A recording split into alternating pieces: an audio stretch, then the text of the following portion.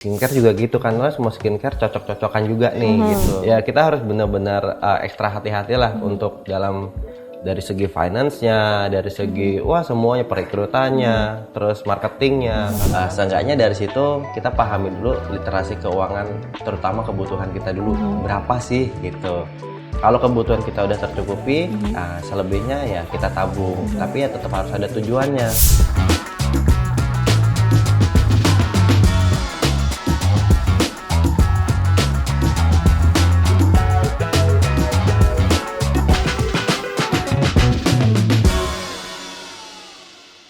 Teman-teman suara.com, apa kabarnya? Berjumpa lagi bersama saya Ria Rizky dalam program Deep Talk Podcast. Dan kali ini kita kedatangan tamu yang begitu berusia muda, tapi usahanya itu daftarnya dari atas sampai ke bawah tuh. Salah satunya usaha yang digeluti beliau adalah bisnis skincare. Nah, beliau adalah founder dan komisaris PT Sinergi Ayu Semesta, Mas Nurisman Eka Putra. Halo Mas Nurisman, apa kabar? Halo, alhamdulillah kabar baik. Mas Nurisman, saya manggilnya apa nih? Risman aja, Bu. Risman aja. Jadi Mas Risman ini punya beberapa brand skincare, betul ya? Iya, benar. Ada Purella, Reglow, dan Amura. Nah, mungkin ada teman-teman suara.com yang udah pakai gitu ya dari brand-brand tersebut. Kita ulik atau mengupas ini di balik cerita di pembuatan brand-brand tersebut. Mas Risman, kan dulu deh, tadi disinggung nih usia muda, tapi bisnisnya banyak banget. Kalau boleh tahu berapa sih umurnya? Alhamdulillah masih dianggap muda ya. Usianya saat ini genap 38. 38. Tapi punya brand skincare banyak banget. Alhamdulillah. Ada 3 nih. Itu ada namanya, ada Purella, kemudian ada Reglow dan Amura. Nah, biasanya kan kita tuh suka kepo gitu, arti di balik nama-nama brand itu. Satu-satu nih, Mas. Purella, boleh dijelasin dikit nih. Purella itu skincare yang memang ditujukan untuk siapa penggunanya, kemudian artinya Purella itu apa sih? Kalau untuk Purella sendiri itu kenapa namanya Purella ya? Karena kita coba untuk memasukkan bahan-bahan yang benar-benar pure dalam bahasa Inggris ya. Murni yang emang benar-benar bagus gitu, tanpa ada campuran bahan lain yang tanda kutip. Ini kan juga Purella dikhususkan untuk anak, terutama baby.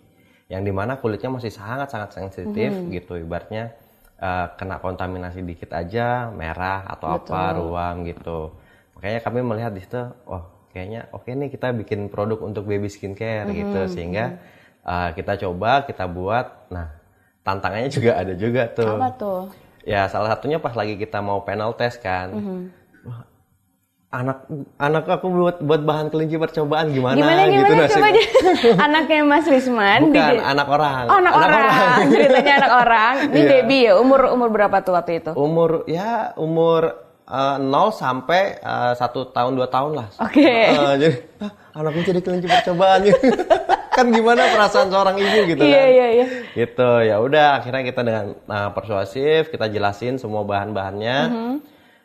Tapi ya udah, karena kita harus cari yang orang benar-benar juga berani mau coba nih.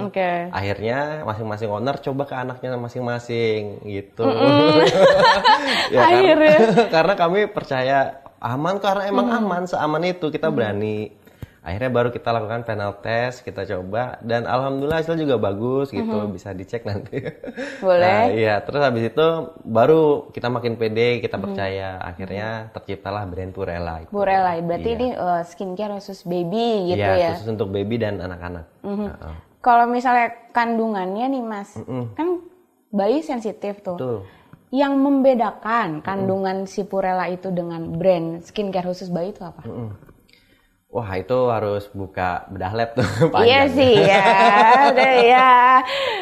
Keunggulannya deh daripada brand-brand lain mungkin ada khasiatnya, mungkin yang punya sendiri. Ya itu rahasia juga ya sebenarnya ya. Cuman apa ya, maksudnya poin plus lah gitu. Poin plusnya dari brand yang lain ya, Purella tuh ya seperti namanya lagi ya, kita benar-benar mengedepankan bahan-bahan yang benar-benar pure gitu. Sebab kita juga memahami bahwa ini kulit bayi itu benar-benar sangat sensitif, ya kita nggak bisa samakan dengan kulit orang dewasa juga, gitu. Sehingga ya di cobaan yang pertama pun kita juga benar-benar yang sehati-hati itu untuk membuatnya, karena ya kita juga punya anak dibuat kelinci mercon rasanya gimana sih? Oh gila sih ini ya.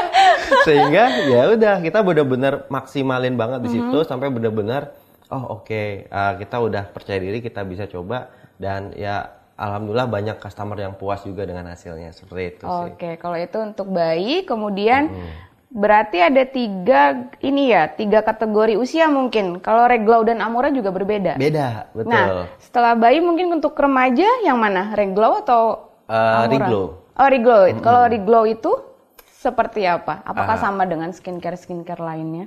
Nah, jadi gini, kan kita juga lagi rame banyak skincare yang kena sidak BPOM juga gitu kan dan lain-lain gitu. Jadi aku sekalian mungkin mau bantu para penonton juga ya gitu supaya lebih aware lagi sama skincare yang kita banyak lihat iklan di media sosial, dimanapun di YouTube dan lain-lain. Jadi supaya lebih cek lagi bahan bakunya benar atau enggak, karena ada yang kan mengaku klaim niacinamide sekian, nggak taunya pas dicek lab hasil cuma sekian. Itu banyak gitu. Jadi kalau kami Reglow ini lebih kita lebih benar-benar bahwasanya bahwa produk ini menggunakan bahan yang memang sesuai sama standar yang kita tidak buat-buat yang memang sebagus itu gitu. Jadi kayak silakan aja cek lab nanti ya gitu kan. Kayak misalkan niacinamide sekian ya sekian gitu. Bahan-bahan yang kita pilih pun juga udah benar-benar kita filter sama orang-orang expert ahli di bidangnya seperti itu. Berarti dapat dipastikan tidak overclaim seperti yang ramai di medsos ya. Betul. Iya ramai tuh kemarin. Karena kan ya sekarang logiknya kan gini ya. Kan muka nih aset satu-satunya gitu. Masa dicoba-coba nanti rusak gitu kan. Kan yang rugi sendiri-sendiri juga gitu. Jadi lebih aware lagi sama pilih brand, sama lihat kandungannya segala macam, bener apa enggaknya kayak gitu sih. Jangan langsung lihat iklannya bagus terus langsung tertarik gitu. Gitu aja sih paling. Oke, kalau Amura? Kalau Amura kita ciptakan itu khusus untuk yang usia mature ya. Mature Cocok sama saya. Kayaknya masih muda juga. Ini cuman ketolong make up doang mas. Ya kru jangan ketawain. Jadi Amura itu dikhususkan untuk kalau usia 30 tahun ke atas mungkin ya? Atau? Ya 30 tahun ke atas bisa, cuma lebih tepatnya kayak 40 ke atas sih. Fokusnya apa sih dari skincare si Amura itu? Kalau Amura lebih kayak ke aging ya, anti aging, penuaan dini, kerutan halus dan lain-lain seperti itu. Gitu. Ada 3 brand, buat bayi ada, buat remaja ada, buat dewasa juga ada. Gitu. Masih usia muda, sudah punya 3 brand itu kan, brand skincare apalagi. Kita mau tanya lebih dalam nih sebenarnya. Sejak kapan sih demen bisnis skincare itu dan kenapa harus skincare sih mas? Ini bener harus ceritain dari awal nih. Iya dari awal nggak apa-apa. Dari SD ya nggak kejauhan sih. Wah nggak kelar 7 hari 7 malam. Jadi kenapa bisnis skincare ya gitu. Iya. Jadi ada cerita lucu di balik itu sih gitu. Konsepnya sendiri sebenarnya kita buat itu tuh ke ide sebenarnya mau bikin herbal waktu itu. Herbalnya lebih mengerucut ke herbal membantu untuk menurunkan berat badan. Oke, berarti awalnya, yang dikonsumsi gitu ya herbalnya? Iya, awalnya. Ya udah setelah kita jalani segala macam, terus juga banyak waktu investasi, waktu, uang, tenaga dan lain-lain udah terkuras lumayan banyak. Kepentok sama izin yang juga luar biasa, makan waktu juga gitu. Izinnya itu baru turun kalau nggak salah paling cepat 6 bulan. Rata-rata 1 tahun sampai 2 tahun. Oh lama banget. Berarti prosesnya bisa dikatakan begitu ketat untuk pengeluaran perizinan. Betul gitu. Walaupun secara jurnal bahan-bahan dan lain-lainnya udah cukup memadai ya. Cuma setelah kita masukin untuk perizinannya ternyata mentok di sana. Dan pada saat itu modal kita bisa dikatakan benar-benar modal bakar kapal bahasanya ya gitu. Saya nggak ngerti bakar kapal ya? tuh ibarat apa tuh? Jadi bakar kapal tuh gini, ini udah modal-modal terakhir lah, ibaratnya dulu ada cerita perang ya kan, ada sebuah kapal musuh yang luar biasa besar. Nah ini kapalnya cukup sedang lah gitu. Si kapten ini melihat, wah pasti kalah nih kalau misalkan hadap-hadapan langsung. Akhirnya yang dilakukan si kapten adalah kapalnya sendiri dibakar. Sehingga kru yang lain ya kalau mau tetap hidup dan survive ya kita harus menang gitu. Itu tahun berapa sih Mas? Apanya? Mulainya? Startnya ya? Iya. Di tahun 2015 udah mulai kayak cari-cari ide segala macam, udah mulai ngonsepin. Kan jadi awalnya tuh backgroundnya saya sebagai ini ya, internet marketer ya bahasanya ya. Dropshipper lah yang kita orang tahu, dropshipper, jualin barang orang gitu. Ya cek jualin barang orang, cuman modal bisa ngiklan aja di sosial media gitu kan. Terus alhamdulillah ya untung dari situ. Ya, terus kan mikir, wah, ya kan pendapatan cuma hanya dari situ ya, dari penjualan. Sehingga kalau kita nggak sisihin modal buat dana darurat atau apapun gitu, kan kita nggak tahu kan. Jadi dari situ kita mulai nabung ada, buat operasional ada segala macam, buat iklan dan lain-lain ada. Tahun 2016 mulai tuh ada kejadian cukup masif di kalangan internet marketer atau dropshipper. Ada salah satu marketplace ngiklan besar-besaran. Iklannya di billboard, signboard, radio di mobil, di TV, bahkan masuk ke subconscious atau ke dalam mimpi orang kali iklannya tuh. Karena iklannya di mana-mana gitu. Itu benar-benar bakar duit itu namanya ya. Iya, sehingga pas iklan kami pun yang di sosial media ada yang komen, di sini aja lebih murah. Aduh. Drop. Ya penjualan turun, iklan tambah mahal ya. Jadi dari situ saya ngeliat kayak wah ini nggak bisa nih begini terus gitu. Akhirnya aku discuss sama beberapa temen. Banyak teman-teman yang bilang yakin mau bikin skincare, yakin mau bikin herbal. Kan susah izinnya begini begitu begini gitu. Banyak deh teman-teman yang ibaratnya matahin semangat gitu.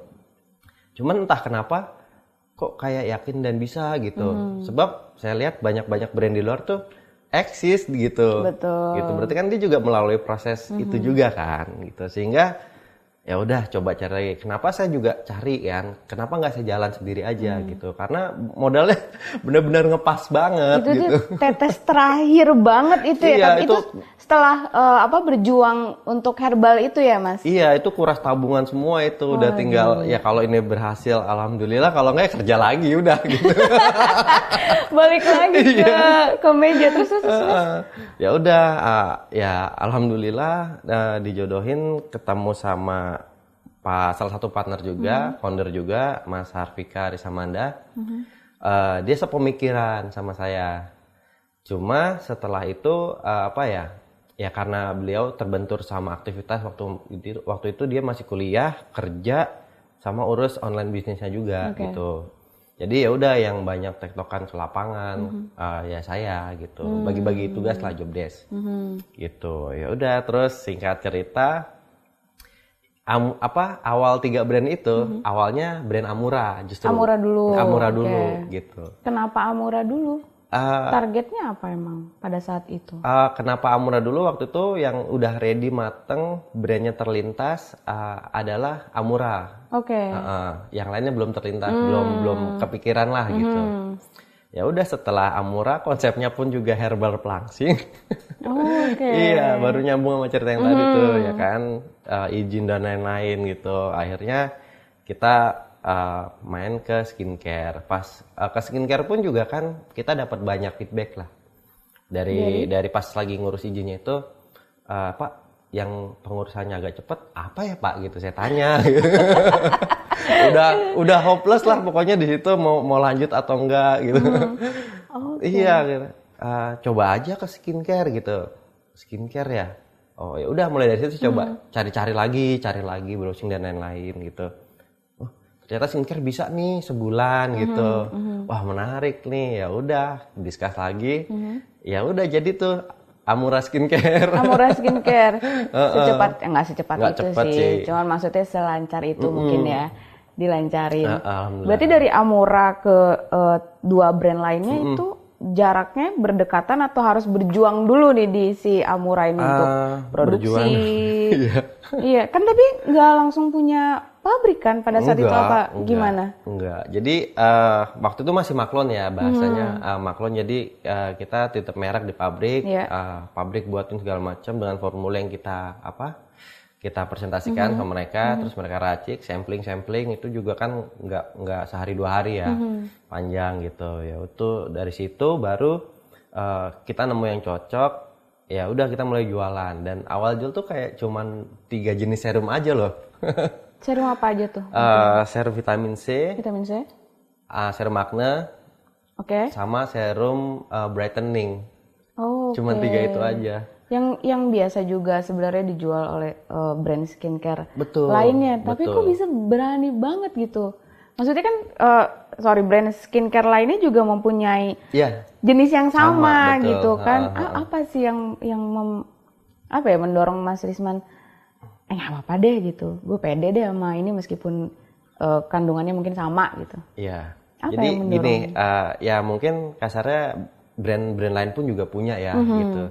Tapi kayak metaforanya adalah gini, Mbak Ria punya tukang langganan nasi goreng nggak? Ada. Kenapa di situ aja nggak nyoba nasi goreng yang lain? Enggak, udah nyaman di situ. Udah nyaman, salah satunya ya. Yang kedua juga pasti rasanya juga cocok gitu kan, segala macam. Ya begitupun di skincare ya.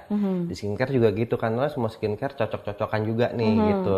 Kita coba pakai enak, hasilnya juga emang bagus, nggak yang overclaim, nggak yang ya pokoknya sesuai gitu. Kita pun juga jualnya pede kayak gitu.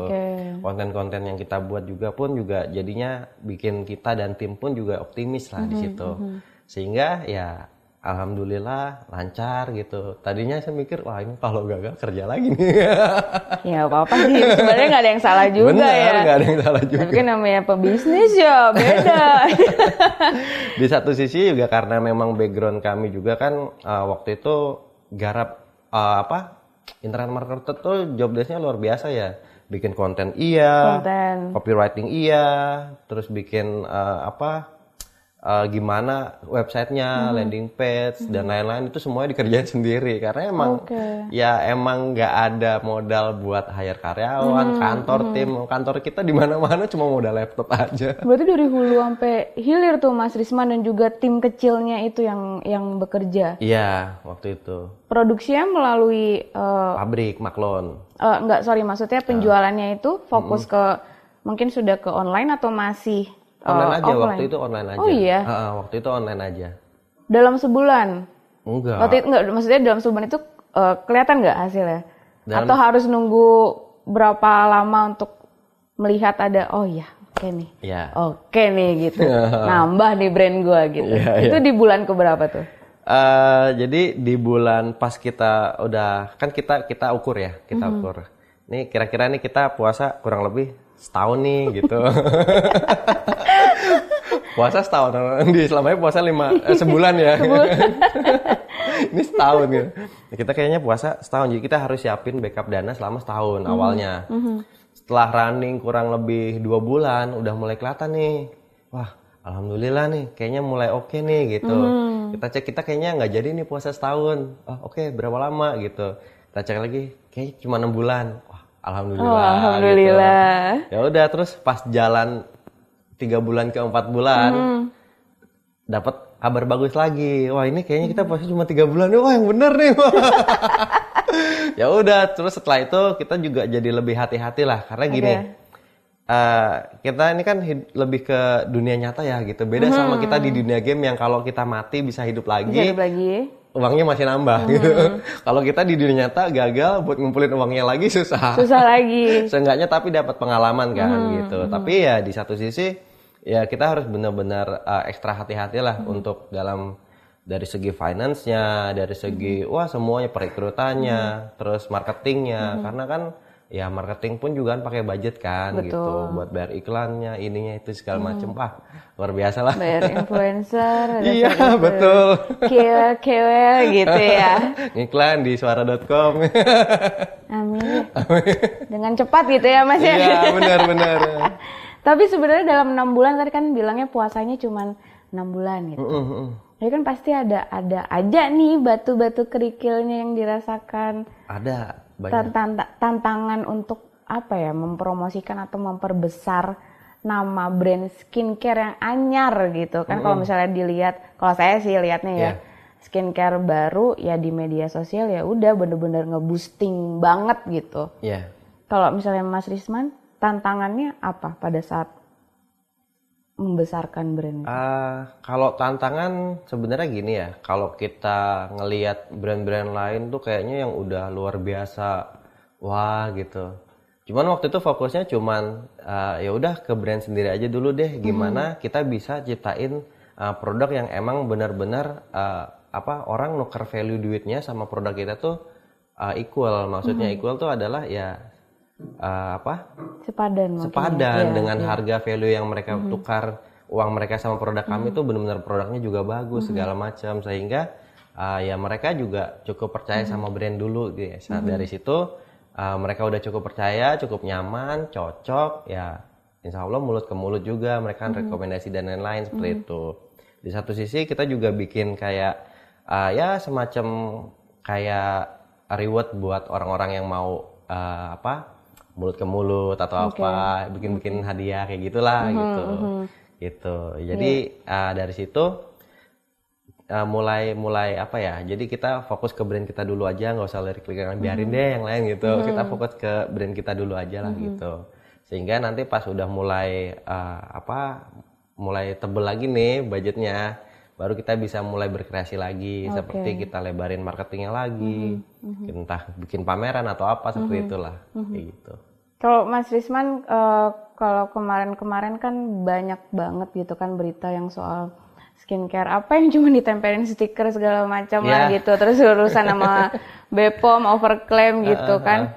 Gimana cara Mas Risman meyakini masyarakat kalau misalkan brand yang dimiliki oleh Mas Risman itu sudah BPOM gitu kan, kemudian ya aman digunakan gitu kan, tidak overclaim juga. Gimana cara meyakininnya? Meyakinnya lebih ke ini sih ya, lebih kayak tadi yang saya bilang, lebih penonton biar lebih aware lagi dalam memilih skincare. Juga jangan lihat siapa orang yang mempromosikannya, tapi ya lihat betul-betul apa produknya, apa benar atau enggak kayak gitu, asli atau palsu, kandungannya apa-apa aja, benar enggak gitu. Jadi lebih teliti lagi lah dalam memilih produk-produk skincare seperti itu.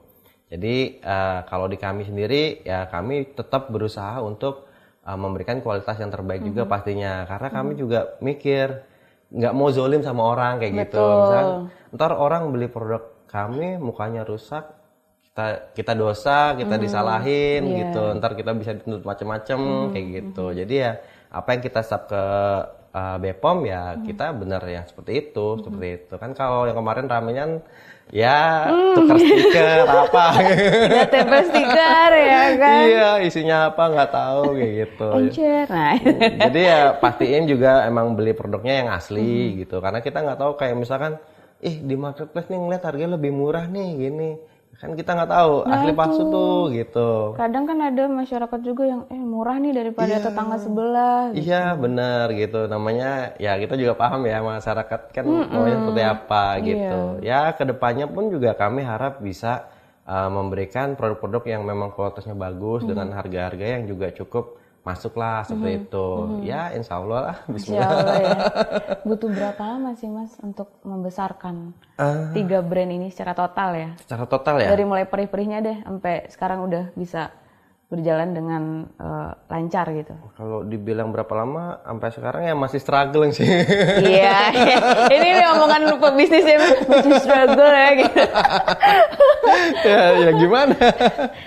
Cuma ya tetap balik lagi kan, kalau emang kita sendiri aja nggak percaya sama produk yang kita bikin, terus dijual ke orang juga ya harapan orang kita juga apa gitu kan. Jadi ya balik lagi supaya di sini di salah satu kita ngesampingkan dari segi bisnisnya lah. Kita lebih kayak benar-benar pertukaran value-nya itu benar-benar setara seperti itu. Jadi kayak misalkan orang tukar uangnya sama produk kita ya benar-benar memang se-worth it itu gitu. Nggak yang cuman beli terus nggak cocok, terus nanti ada komentar negatif apa. Itu juga kan dampaknya luar biasa gitu. Kan pepatah bilang berita baik kesebar sedikit, tapi berita jelek langsung kesebar cepet banget. Betul. Kayak gitu sih. Mas Risman luar biasa sekali ya, ada 38 tahun gitu ya. Sudah punya bisnis terutama skincare. Ini kan bisnis yang gimana sih ya Mas bilangnya ya, bisnis yang mungkin resikonya tinggi, tapi kalau dilihat-lihat ya keuntungannya tinggi juga. Ini kalau ngomongin keuntungan nih, boleh kali Mas dibocorin dikit? Omsetnya dari 3 brand itu. Ya kalau keuntungan alhamdulillah. Iya. Alhamdulillah ya bisa sport car gitu. Oh enggak ya? Enggak. Aku stylenya lebih enggak kesana sih. Oh enggak kesana ya? Iya tapi yang banyak. Ya kan orang stylenya beda-beda. Tapi lumayan ya? Kenapa? Omsetnya? Alhamdulillah, tapi kalau kami lebih saya kembalikan lagi ke perusahaan ya gitu. Sebab gini, kalau misalkan ya kita dapat untung terus dibuat jajan, kapan kita buat leverage perusahaannya juga kan gitu. Tapi perusahaan dapat dari mana gitu. Gini deh, kalau ngomongin omset kan kalau brand skincare masih Maklon ya. Kalau Mas Risman ini punya pabrik sendiri ya? Kalau dibilang sendiri mungkin kurang tepat ya, tapi seenggaknya punya pabrik gitu. Nah kan, kawan kan omsetnya berapa kan, punya pabrik kan. Seru banget sebenarnya kalau bisnis itu kan menggiurkan ya, tapi ya memang harus telaten gitu, kayak Mas Risman ini dari brand satu ke brand lainnya. Tapi ada juga bisnis-bisnis lainnya. Betul. Iya kan? Ada. Kalau saya nggak salah dengar ada bisnis makanan juga. Ada. Iya. Ada. Itu bisa dijelasin nggak Mas? Ada. Bisnis itu orang bilang kendor. Apa tuh? Kentaki dorong. Kentaki dorong itu maksudnya gimana? Saya sebut aja brandnya langsung ya. Oke. Namanya Geprek Wow gitu. Geprek Wow. Ntar bisa cek di Instagram atau di sosial media itu ada. Jadi waktu itu kita punya teman kena musibah lah waktu itu gitu. Cuman saya lihat potensinya bagus gitu. Ya udah, mau nggak jalan lagi aja nih kan kalau kayak gini aja dapurmu kan nggak ngebul gitu kan. Jadi ya udah gimana, rembukin ngobrol, ya akhirnya Bismillah jalan nih. Jadilah Geprek Wow. Tapi sebenarnya itu modelnya kayak KFC pinggir jalan itu loh. Oke. Gitu. Cuman tesnya mungkin kalau tahu yang logo M. Logo M? Oh, logo M? Mirip rasanya seperti itu, kayak gitu. Oke. Karena resource-nya pun langsung dari kayak ayamnya langsung dari peternakan. Oh, dikirain dari Amerika enggak. Iya, sorry. Gitu. Terus jauh soalnya. Keburu nggak fresh deh sama Indonesia. Udah lemes ayamnya. Iya. Terus ya pokoknya dari situ kita olah ya bagus alhamdulillah gitu. Itu di mana aja Baru di Jawa Timur aja sih. Baru di Jawa Timur nih. Kan Jawa Timur luas nih ya Mas ya. Cabangnya di mana aja nih Mas? Ada di Sidoarjo, ada di Surabaya, di Gresik ya kalau nggak salah ya. Iya di situ ada. Ya ntar bisa cek di IG-nya lah. Dari tahun berapa itu? Kalau itu baru 2 tahun yang lalu ya kalau nggak salah ya. Oke. Berarti ini sebenarnya skillnya tuh dari skill ini ya, dropshipper ya sebenarnya ya kan? Ya kan? Iya dropshipper, benar. Jadi ini taruh nih kalau dirunutin lagi, jadi si bisnisnya itu punya temennya Mas Risman yang kecelakaan atau gimana? Yang mana nih? Yang ayam. Ya ada musibah lah. Ada musibah gitu kan. Kemudian diajak oleh Mas Risman untuk jualan lagi gitu. Ada rebranding apa segala macam atau? Iya benar. Okay. Jadi waktu dia kena musibah, ya dia ceritalah bahwasanya mereka juga butuh dapurnya ngebul segala macam gitu. Terus saya lihat juga potensinya juga memang bagus gitu. Ya udah kita buat aja gitu. Karena tapi mereka tuh spesialnya memang di industri makanan gitu. Ya jadi kita cuma sebagai bahasanya ya karena memang kami expertnya di iklan internet ya gitu segala macam. Medsos lah Medsos ya. lah kayak gitu ya. Udah kita main di situ aja. Akhirnya kita punya share di situ juga, saham di situ. Dalam sehari kepo dong Mas. Apa tuh? Dalam sehari habis berapa potong? Nggak ngomongin omset deh kali ini. Habis berapa potong deh? Berapa potong ya? Mm-mm. Berapa potong ya? Berapa puluh ribu ya? Aku juga bingung. Banyak. Banyak. Banyak banget. Banget. Keren, itu udah berapa tahun berarti Mas Risman? Kalau yang geprek mah baru 2 tahun. Oh, baru 2 tahun? Baru 2 tahun. Gila, tuh kan udah skincare, ayam, cabangnya udah di mana-mana, gitu kan, kurang apa lagi, iya kan? Ini pertanyaan terakhir sih Mas Risman. Apa tuh? Bisnis apa sih kalau makanan itu nama ininya apa ya? Apa tuh? Nama bisnisnya apa ya? Ya bisnis makanan lah ya. Kuliner. Bisnis kuliner. Tadi habis berapa ribu potong dalam per hari, kemudian skincare-nya juga mampu bersaing dengan brand-brand lainnya gitu. Coba mungkin Mas Risman bisa kasih advice buat anak-anak muda untuk yang masih ragu-ragu, sebenarnya pengen berbisnis. Ini kan kalau ayam kayak gini kan sebenarnya dari level bawah juga bisa kan Mas? Bisa. Tapi kan banyak anak-anak muda yang ntar takut gagal, ntar modalnya gimana gitu, nanti gerobaknya beli lagi, nah gitu. Banyak keraguan gitu. Coba Mas Risman bisa kasih ilmunya sedikit aja mungkin buat anak-anak muda. Oke, tadi ngebahas buat supaya orang yang ragu, terus bingung sama modal. Betul. Terus sama apa lagi tadi? Ya banyak keraguan lah gitu, takut akan kegagalan padahal belum mulai. Iya. Gitu. Jadi lebih ke kalau waktu ingat histori saya dulu ya gitu, itu lebih kayak saya tuh mantepin diri bahwasanya pertama banget yang harus kita pegang adalah ya kita nggak kita pungkiri bahwa semua tuh butuh uang ya di hidup ini ya, kayak kita mau makan, beli pakaian, apapun itu. Seenggaknya dari situ kita pahami dulu literasi keuangan, terutama kebutuhan kita dulu. Berapa sih gitu. Kalau kebutuhan kita udah tercukupi, selebihnya ya kita tabung. Tapi ya tetap harus ada tujuannya. Kalau nggak ada tujuannya kan nanti bingung buat apa, yang ada malah buat foya-foya apa ya, bebas aja kan, itu uang mereka juga gitu. Betul. Cuman kalau saya waktu itu ya saya pikirin buat kalau nanti ada apa-apa di tengah jalan saya nggak tahu ada apa gitu. Terus kan nggak mungkin saya bergantung sama brand orang nih, kan saya dropshipper kan pakai barang orang kan, merek orang, mau sampai kapan gitu. Someday punya impian punya brand sendiri, jadi kan kita ngiklan pun bakar uang pun yang kita bakar brand sendiri gitu kan, ketimbang kita bakar uang brandnya orang kayak gitu.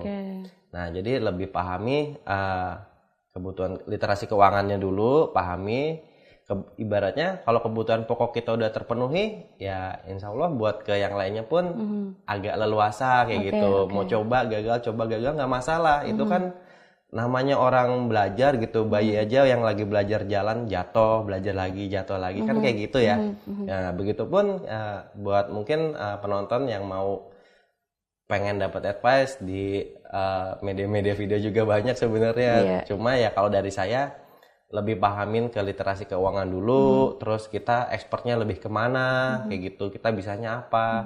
Karena kalau misalkan kita mau mulai yang baru lagi, itu bakal nanti takes time lagi, butuh waktu buat belajar, belum gagalnya, belum modalnya lagi, ya ngumpulinnya kan? lama lagi, gitu. Jadi ya kenali juga diri sendiri, lebih expertnya kemana gitu. Kalau misalkan ya udah mantepin di sini, ya udah fokusnya di sini aja gitu. Dan terus juga sih saya konsisten juga nggak sih? Kan banyak tuh betul. Mungkin Gen Z yang mudah bosen gitu. Iya kan?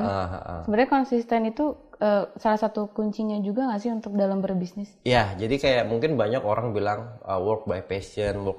Ternyata setelah saya pahami, ternyata ya kerja dimanapun ya sama aja. Karena itu passionnya dia, sehingga dia merasa jadi enjoy, nggak merasa kayak kerja, padahal dia lagi kerja. Gitu sih sebenarnya. Jadi yang bikin dia jadi kayak nyaman, kerja nyaman, enjoy, dia menikmati seperti itu. Lupa tadi. Apa tuh? Tadi sih dapat bocoran kalau misalnya selain produk skincare, Mas Risman juga punya outlet ya? Maksudnya klinik, sorry. Iya, klinik ada, klinik Lupa. kecantikan. Itu di mana aja? Itu ada di Bekasi, di Sidoarjo, di Solo, sama di mana ya? Jember ya? Sampai lupa. Saking banyaknya cabangnya. Enggak, baru dikit. Ya, buat teman-teman suara.com mungkin yang mau gitu ya, ada di 4 kota ya Mas ya? Ada. Ada, dicobain aja ke sana. Terima kasih Siap, Mas terima Risman kasih. atas waktunya. Maria, terima kasih. Sehat Kru, selalu. thank you. Makasih Ya. ilmunya juga. Terima Dan kasih, juga sama-sama. teman-teman suara.com, terima kasih sudah menyaksikan program Deep Talk Podcast. Saya Ria Rizky pamit undur diri. Sampai jumpa.